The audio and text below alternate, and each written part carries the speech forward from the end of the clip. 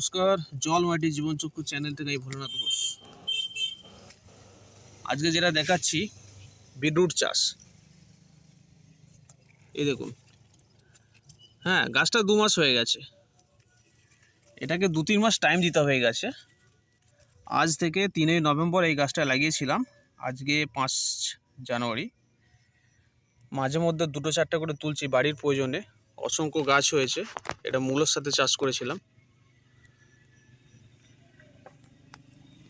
এখন অসংখ্য গাছ হয়ে গেছে, গাছ বাড়ছে। আজকে পাম্প চালিয়ে ভালো করে জল দিয়েছি। বিট চাষে মূলত যেটা লাগবে হচ্ছে মাটিতে একদম ভরপুর জল চাই। জল যত পাবে গাছের বিটের বলটা তত বড় হবে। এ তো বিট শাকটাও কাজে লাগে, কিন্তু বিটটা তো গোড়ায় থাকে, তাই এটা জল চায়। দেখতে পাচ্ছেন মাত্র 30 টাকার বীজ, অন্তত 400-500 গাছ হয়েছে। বিট চাষে মূলত আপনি যেটা করবেন সেটা হচ্ছে মাটিটাকে খুব নরম করবেন, 4-5 ইঞ্চি গভীর করবেন। তারপর বিট গাছ একটু সময় লাগবে। এটা এখন জানুয়ারি মাস, এটা মার্চ এপ্রিল পর্যন্ত আমি হারভেস্ট করতে পারবো। বিট চাষে এইটুকুই। অত্যাধিক কীটনাশক, অত্যাধিক XYZ খাবার দাবার সবাই কথা বলবে, আমি মাঝে মধ্যে ইউরিয়া দিই, আর কিছু দিই না। লাভের থেকে ব্যয় বেশি করে লাভ নেই, আপনাকে লাভ করতে হবে।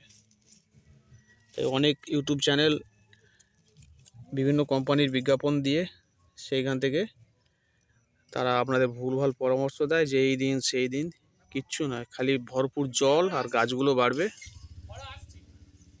আর একটু ভালো করে আপনাকে আগাছার দিকে লক্ষ্য রাখতে হবে। এই ব্রুট বলটা এতটুকু হয়ে গেছে, একটু এই দেখুন, এখানে এইটুকু।